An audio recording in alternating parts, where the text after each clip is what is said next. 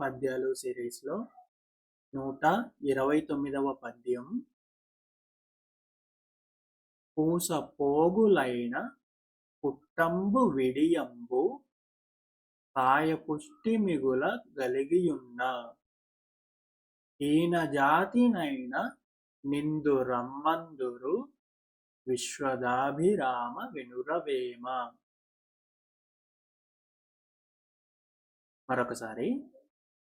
పూస పోగులైన పుట్టంబు విడియంబు కాయ పుష్టి మిగుల గలిగియున్న ఈన జాతినైన నిందు రమ్మందురు విశ్వదాభిరామ వినురవేమ. ప్రతిపదార్థం. పూస పోగులు అయిన. పూసలు అంటే నగలు, పోగులు అంటే వస్త్రాలు, బట్టలు. పుట్టంబు అన్న కూడా వస్త్రాలే. పూస పోగులు అయిన నగలు. పుట్టంబు విడియంబు. పుట్టంబు అంటే వస్త్రాలు, విడియంబు అంటే ఇక్కడ ధనము అన్నట్టుగా తీసుకోవచ్చు. అంటే పూసలు పోగులు, నగలు, మంచి మంచి వస్త్రాలు, బాగా డబ్బు ఉండి కాయ పుష్టి. కాయము అంటే శరీరము, పుష్టి అంటే బలం కలిగి ఉండటం. శరీరం బలం కలిగి ఉండటం అంటే కండబలం ఉండటం అని. కండబలం అంటే అతను ఒక్కడిదే కాదు, అతని చుట్టూ అతనికి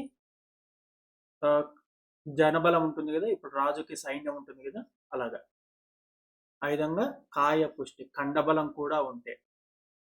మిగుల గలిగి ఉన్న. మిగుల అంటే ఎక్కువగా కలిగి ఉన్న. నగలు, మంచి మంచి వస్త్రాలు, ధనము, అలాగే వాటితో పాటు కండబలం కూడా బాగా కలిగి ఉంటే ఈయన జాతిని అయినా ఇందు రమ్మందురు. ఈయన జాతికి చెందిన వాడినైనా సరే. మన సమాజంలో అంటరానితనం అనేది ఉంది కదా, కొన్ని కులాల వాళ్ళని, కొన్ని జాతుల వాళ్ళని అంటరాని వారిగా తక్కువగా చూస్తారు. వాళ్ళని దగ్గరికి రానివ్వరు, ఇంట్లోకి రానివ్వరు, అట్లుంటారు కదా. కానీ అలాంటి హీన జాతి వాడికైనా సరే బాగా డబ్బు, నగలు, మంచి మంచి బట్టలు, ఇలా కండబలము అవన్నీ ఉంటే ఇందు రమ్మందురు. ఇంటికి పిలిచి మరీ సన్మానం చేస్తారు. ఇంట్లోకి పిలిచి మరీ సన్మానం చేస్తారు. అంటే జాతి కులము కన్నా కూడా డబ్బు దర్పాలకే ఎక్కువ విలువిస్తారు అని